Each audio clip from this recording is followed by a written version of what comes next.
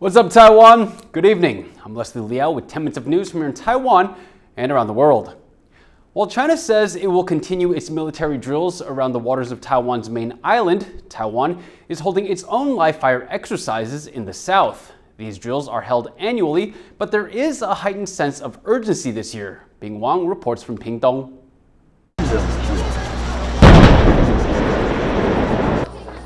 A show of force by the Taiwanese military.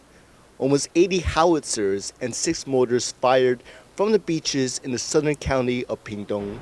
These drills occur annually, exercises that test Taiwan's self-defense capabilities in the event of an amphibious invasion.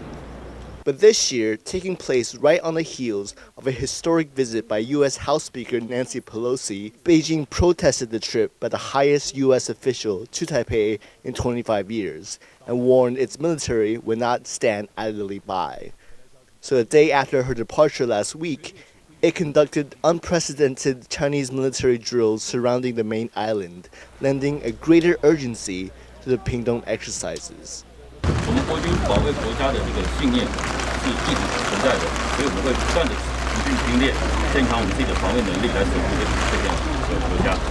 Just across the narrow strait on the west lies China, which claims Taiwan as part of its own territory and has threatened to take the country by force.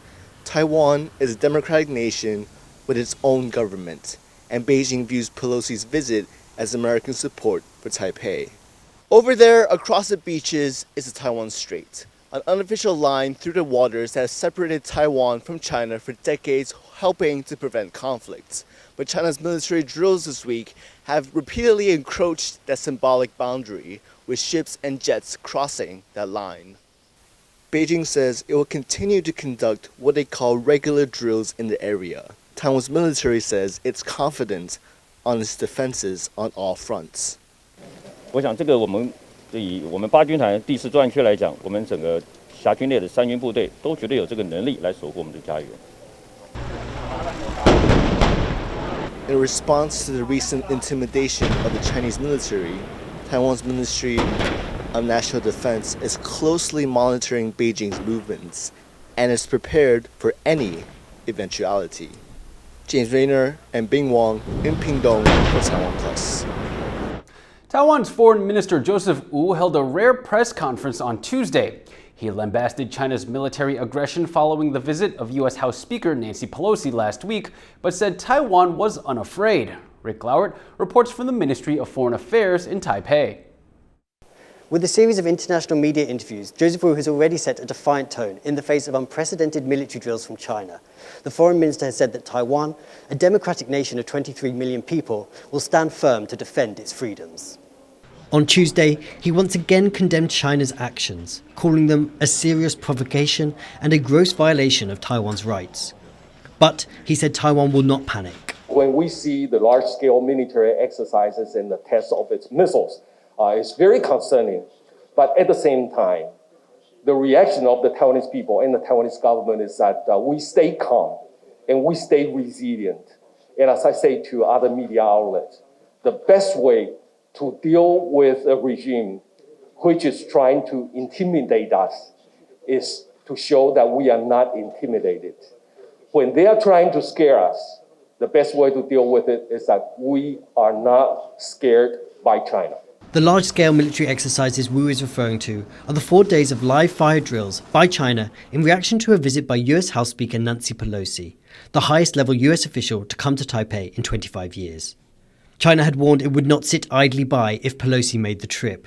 China claims Taiwan as its own and protests its engagements on the international stage. China sent dozens of boats, planes and missiles into the waters around Taiwan, disrupting maritime and air traffic. Wu said Pelosi's visit was an excuse for intimidation and that China has its eyes on regional domination. China is clearly trying to deter other countries from interfering in its attempt to invade Taiwan. Its rehearsal of anti-access and area denial, or A2AD, tactics gives us a clear image of China's geostrategic ambition beyond Taiwan. In other words, China's real intention behind these military exercises is to alter the status quo in the Taiwan Strait and the entire region. Taiwan's military is now conducting its own drills. They were already planned, but now take on greater urgency as China says it will carry on its exercises. As military action from both sides continue, a clear message from Taiwan's foreign minister: Taiwan will not be intimidated by China. Chris Ma and Rick Liao in Taipei for TaiwanPlus. As mentioned, China says it will continue to hold military drills and exercises around Taiwan, this time with a focus on blockades and resupply logistics.